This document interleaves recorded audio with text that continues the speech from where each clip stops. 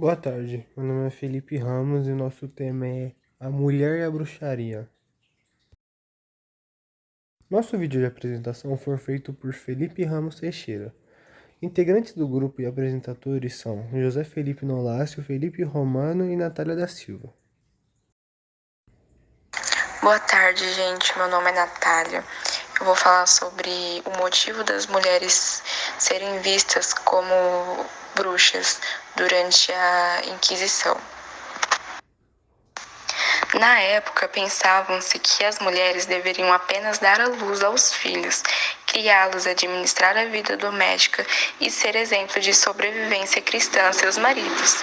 Esse pensamento vinha da leitura da época sobre a Bíblia e a história de Eva e sua maçã. Por conta disso, as mulheres eram vistas como as mais propensas a serem tentadas pelo diabo, como magistrados, juízes, clérigos, e os homens eles impuseram as regras dessa sociedade. Não é exagero quando dissemos que praticamente qualquer coisa que a mulher fizesse poderia ser motivo para que ela fosse acusada de praticar bruxaria. Possuir muitas riquezas poderia ser visto como ganhos pecaminosos. Por outro lado, ser muito pobre sinalizaria um caráter duvidoso. Ter muitos filhos poderia indicar um acordo com o diabo. Ter poucos filhos também era motivo de suspeita. Pior ainda para aquelas mulheres que não cumpriram de alguma forma os papéis prescritos. Muitas parteiras e curandeiras foram mortas, assim como mulheres que não eram consideradas castas o suficiente. Boa tarde, meu nome é José Felipe e eu vou falar sobre o poder que a Igreja Católica tinha na época.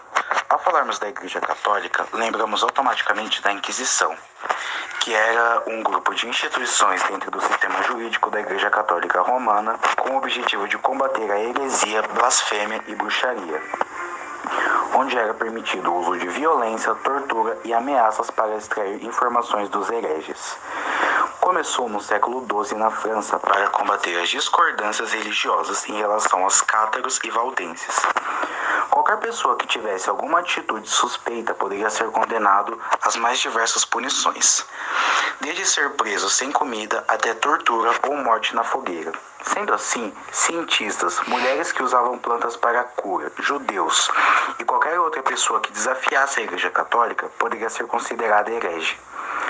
Tivemos a Inquisição Católica, a Protestante, a Espanhola, que é mais conhecida depois da Católica, e até mesmo houveram emissários da Inquisição aqui no Brasil, entre 1591 e 1727.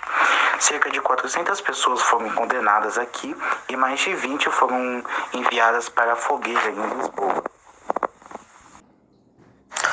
Durante o período denominado de caça às bruxas, entre os séculos XV e XVIII, grande parte das pessoas processadas e condenadas por bruxaria na Europa foi executada entre 1560 e 1630.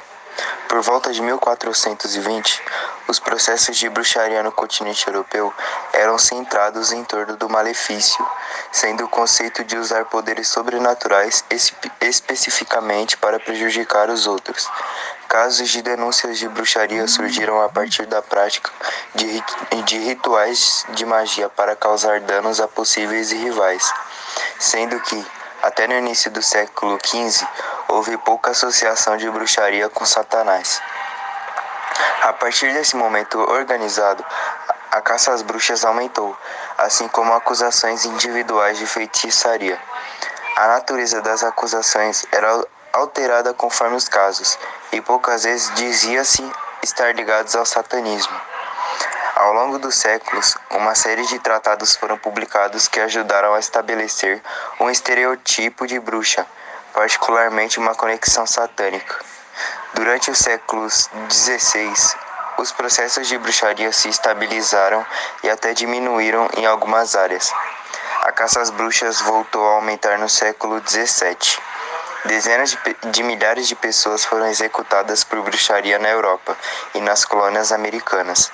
Embora não seja possível determinar o número exato, os estudiosos modernos estimam em torno de 40 mil a 50 mil execuções.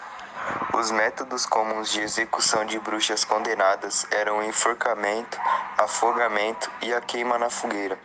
A queima foi usada especialmente na Europa, uma vez que foi considerada uma forma mais dolorosa de morrer. Os promotores nas colônias americanas geralmente preferiam o enforcamento em casos de feitiçaria. Casos de pessoas acusadas e executadas por bruxaria continuam a ocorrer pelo mundo, principalmente em países da África, como Gana, Nigéria, Quênia, Tanzânia e Uganda, e países da Ásia, especialmente a Índia e Nepal, assim como a Papua Nova Guiné, na Oceania.